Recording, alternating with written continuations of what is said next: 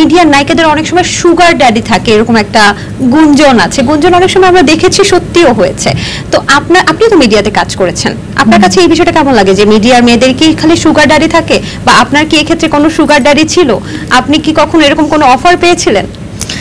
থাকলে কি আর আমি এত কষ্ট করতাম, এত দিনে 8টা-9টা লাইভ করতাম? আপনি কি মনে মনে এক্সপেক্ট করছেন যে আমার এটা থাকলে ভালো হতো? থাকলে তো আমি অনেক আগেই নিয়ে নিতে পারতাম, তাই না? এটা তো তার উপর ডিপেন্ড করবে যে সে চাইবে কি চাইবে না। কেউ জোর করে তো কারোর সাথে এরকম সম্পর্কে জড়াতে পারে না। এটা একটা মেয়ে সিদ্ধান্ত নেবে সে তার লাইফটা কিভাবে লিড করতে চায়, এবং এটা নিয়ে আসলে আমি কথা বলতে চাই না, কারণ এটা তাদের ব্যক্তিগত চয়েস। তারা প্রফেশনাল লাইফে আমার সাথে কিরকম বিহেভ করছে সেটা আমাকে মানে আকৃষ্ট করে, সেটা আমি দেখবো।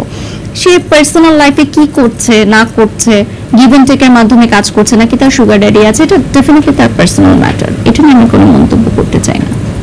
ওকে, আপনার আর্টিফিশিয়াল ব্যাপারটা নিয়ে অনেকে কথা বলে যে আপনার পা থেকে মাথা পর্যন্ত সবই আর্টিফিশিয়াল, এবং আপনিও এটাকে মজা ছলেই নেন এবং সুন্দরভাবে বলেন।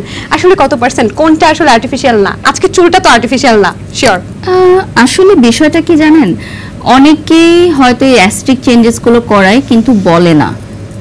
এখন আমি বলি বিধায় মানুষ এগুলো বলতে পারে, অ্যান্ড ইটস ডেফিনেটলি ফাইন, কারণ আমি কোনো লুকোচুরির মধ্যে থাকা পছন্দ করি না। যখন আমার ডিভোর্স হয়েছে আমি সেটাও বলেছি যে আমার ডিভোর্স হয়েছে, আমার বিয়ে হয়েছে আমি সেটাও বলেছি আমার সেকেন্ড বিয়ে হয়েছে, আমার বেবি হয়েছে তখনও আমি সেটা হাইড করি নাই। ওয়ালটন মাইক্রোওয়েভ ওভেনের খাবার গরম রাখে দীর্ঘ সময় ধরে। Walton microwave oven. তো আমার লাইফটা হচ্ছে অডিয়েন্সদের সামনে একদমই খোলা বইয়ের মতো। আমি যদি কোনো কিছু চেঞ্জেস করিয়ে থাকি আমার ফেসে, সেটাও আমি ওপেনলি বলবো। আমি কখনোই কোনো লুকোচুরির মধ্যে ছিলাম না এবং থাকবোও না ইনশাআল্লাহ। আচ্ছা, কিন্তু এটা নিয়ে যে এই যে নেগেটিভ কমেন্টস গুলো, অনেকে বলে যে পাপেটের মতো দেখা যায়, অনেকে বলে এলিয়েনের মতো দেখা যায়, অনেকে বলে যে কোই মিল গয়া যে জাদু ক্যারেক্টারটা ওরকম দেখা যায়, এই বিষয়গুলো আসলে নেন কিভাবে? স্ট্রেস ফিল হয় না? কেন হবে? আমি তো জানি আমি কি রকম দেখতে। আপনি স্যাটিসফাইড আপনাকে নিয়ে? 100% আলহামদুলিল্লাহ। আলহামদুলিল্লাহ। কেন হব না? নিজের উপর নিজের কনফিডেন্স থাকতে হবে, না হলে আপনি কাজ করতে পারবেন না। স্পেশালি হাজার হাজার মানুষের সামনে আপনি কখনোই কাজ করতে পারবেন না। যখন আমি লুটিয়ে গেছিলাম তখন মানুষ আমাকে নিয়ে খারাপ কথা বলেছে, আবার যখন আমি শুকনা ছিলাম তখনও মানুষ আমাকে নিয়ে খারাপ কথা বলেছে। মানুষ বলবে। অনেকে তো বলে যে আপনি আগেই সুন্দর ছিলেন, এখন নাকি একটু আর্টিফিশিয়াল লাগে, প্লাস্টিক লাগে। এটা তারা জেনেছে বলে বলছে ডেফিনেটলি। আর দেখেন 10 বছর আগে আর 10 বছর পরে আপনার ফেসের স্ট্রাকচার একই রকম থাকবে না।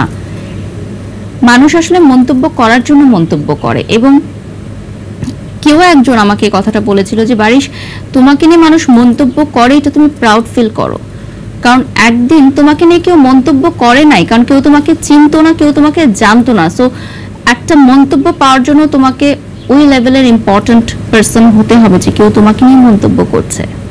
আচ্ছা, আপনি অ্যাস্থেটিক সার্জারি করেন, এবং যখন আপনার মানে মানুষ ডে অফ থাকলে হচ্ছে ঘুরতে যায়, আপনার ডে অফ থাকলে আপনি অ্যাস্থেটিক সার্জারির জন্য চলে যান এবং সবকিছু পরিবর্তন করেন। কি মনে হয় বারিশ হকের আর কি কি পরিবর্তন করা দরকার আছে?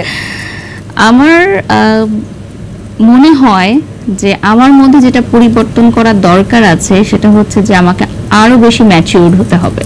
আপনি ম্যাচিউরড না?